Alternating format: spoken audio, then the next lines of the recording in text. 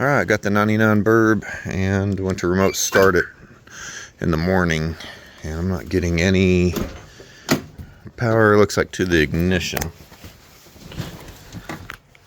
I got dome light power. It's a good battery, new battery.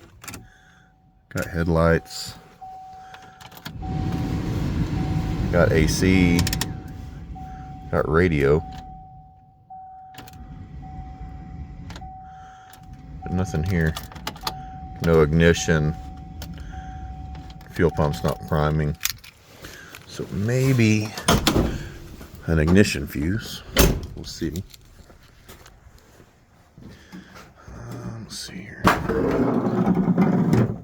Alright, I know battery cables are tight.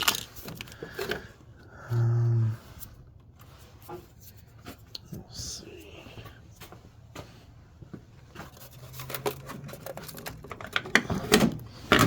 Alright. So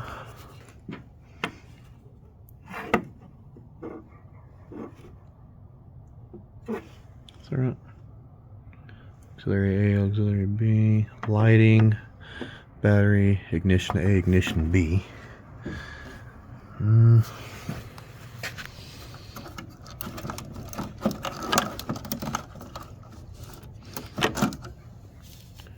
Had a blown fuse. It's a big fuse. 40 amp. I was using my remote start. I wonder if my remote start system shorted something out. Let me see if I got one of those. Okay, so I went to AutoZone and picked up a 40 amp fuse. Alright, so we'll take this thing back off here. Picked up one of those fuses that light up when they pop. Okay. Crazy. Storm blowing in. Okay. Let's see if she starts.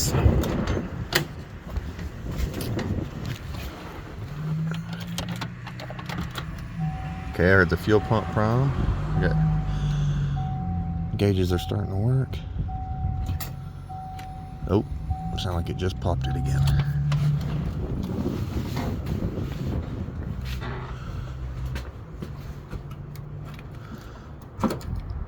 Yep, pop that fuse real quick. I don't want to pop another fuse. Didn't pop till I went to start it. So, I got a short on my starter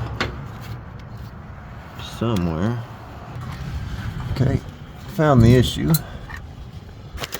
Yeah, that wire rubbed on that heat shield on the starter. Right there. Caused a short. Good thing it didn't cause a fire. Okay, so I taped up that ignition wire that goes to the starter and got it pulled into the garage, jacked the car up, unhooked the negative battery cable. I'm going to go ahead and unbolt this wire right here from the starter. Right there. That nut on that stud, I'll unbolt that using an 8mm socket. I'll unhook this wire and see how far back this thing is nasty. Alright, so I got it broke loose. There's the wire. You can tell. Yeah. That wire's ate up all the way back along that shield. Okay, now getting to the top of that wire is even harder. You'll have to take the air box, air cleaner out. It goes all the way up into this harness right here, and then across the top of the motor. I got good wire right there behind the manifold, so I'm probably going to make my splice because getting that wire out of that wire loom behind the engine is going to be hard with the engine in there. Everything's way tucked back in there. But I do got good wire out there, so I'm probably going to cut it right there and give a splice. Okay, so that wire, I got it unhooked, and it actually goes above the starter, back down in this heat tape insulated wire, and then goes back up through an aluminum tube that runs along the header, then into a wire harness. I can't even get this fried starter wire out, so I'm going to drop the starter. Looks like I just need to undo that 13mm nut. These two starter bolts going up into the block. Drop the starter and I'll be able to get to that wire better. We'll do that right now. Okay, so here's the burned up starter wire, the ones I got tape on. You can see it's just completely fried. It was above the starter right there. Starter was right here in this hole. And I don't think that it was the wire was supposed to be above the starter. It might have been something that maybe I had done or previous owner had done. It's wide in with a knock sensor right there. So I'm going to peel back this insulation, keep going until I get keep going until I can find some good soft wire. Alright, I got the wire cut out, and I cut out a pretty good, probably about a 12-14 inch section, and stripped it all the way back. Let's see if I can film this back here by the passenger side exhaust manifold. I got to some good soft wire. It's purple, that's what it looks like. Stripped it down, the wire looks really good, so I'm gonna find me a new piece to splice into that. So I found a piece of 12 gauge wire about the same length.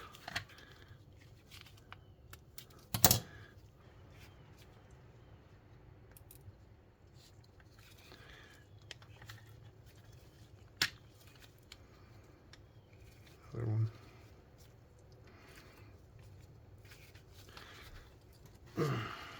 Go nice and tight. Let me go get a heat gun.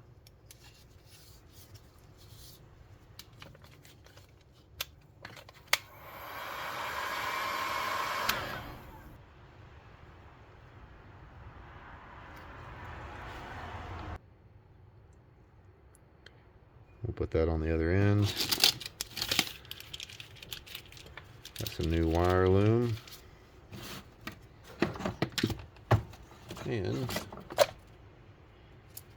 we'll wrap it up with some of this heat tape.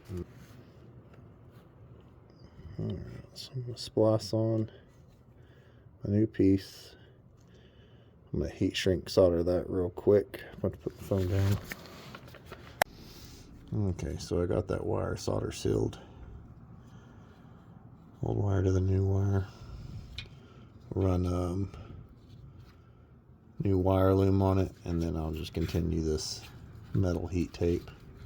Okay, so I got the new wire loom and I wrapped it with that HVAC heat tape all the way down.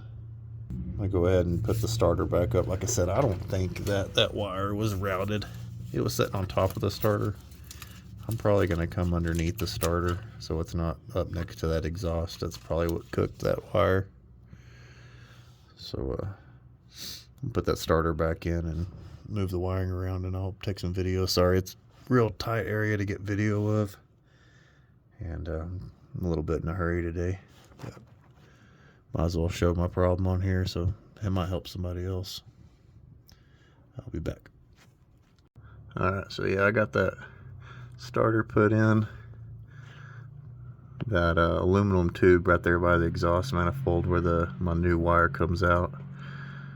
I got it all heat taped all the way around. up and see if I can show you the back of the starter. All the way up to the back of the starter here. So I'll get those nuts on there and torque it down, and then we'll go back up top. Okay, got the battery cables hooked back up, starter cables hooked back up, air filter put back on, and we got a good 40 amp ignition A fuse put in. Hopefully we shouldn't have any issue starting it.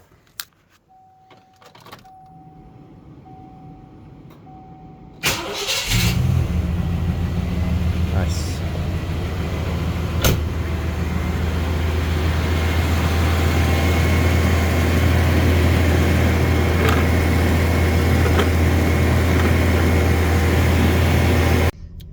Alright, well that got it. Sorry again for the crappy video. We had some cold fronts blow in and I was just trying to get it done before it got too cold outside. But if anybody else is popping an ignition A fuse and you can't get a crank, you might go check the starter wire.